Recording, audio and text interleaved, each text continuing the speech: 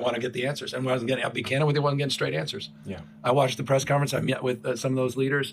We had my team start talking to local leaders, saying what's going on. Our state. And you weren't getting straight answers from I was getting leaders. different answers. When you start getting different answers, then I'm not getting the actual story. The governor doesn't have a strong grasp of what's happening and keeps passing the buck to the locals. But he's out in front of the cameras every day. We're dealing with a myriad of issues. I was just talking to Josh Green, the governor down in Hawaii, who had some ideas around some land use concerns he has around speculators coming in. Why is the governor shimmying around like that with a smile on his face? What kind of presentation is that? Why does he look so gleeful when he's talking about land speculators? It's getting so bizarre that NBC is having to call Gavin out for spewing misinformation.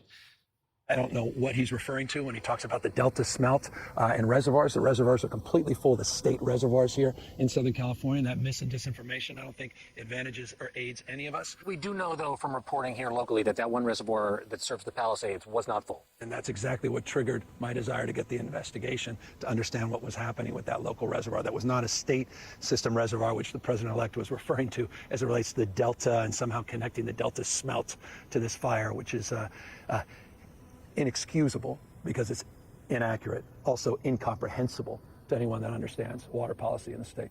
Notice how Gavin doesn't get into the details. Empty reservoirs, reservoirs not being built, budget cuts, lawsuits to save the smelt. All that's true.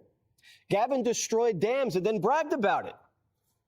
You know, the Klamath River once supported one of the largest runs of salmon on the western United States. And for decades, dams along the Klamath River blocked salmon from migrating, damaging our ecosystems and hurting native communities who rely on these fish. By removing the dams, we're helping to restore salmon, steelhead, and lamprey populations, restoring, get this, 400 miles of historic spawning habitat, bringing life back to the river, supporting commercial and recreational fishing jobs, and honoring our commitments to tribal nations.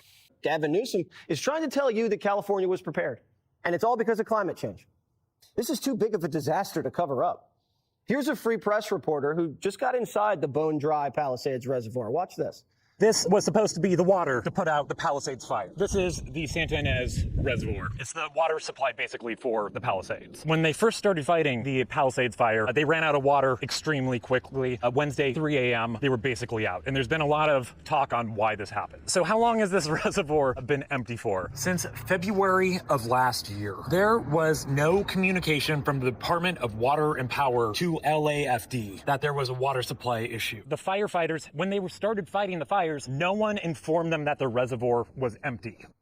What's worse, misinformation or mismanagement?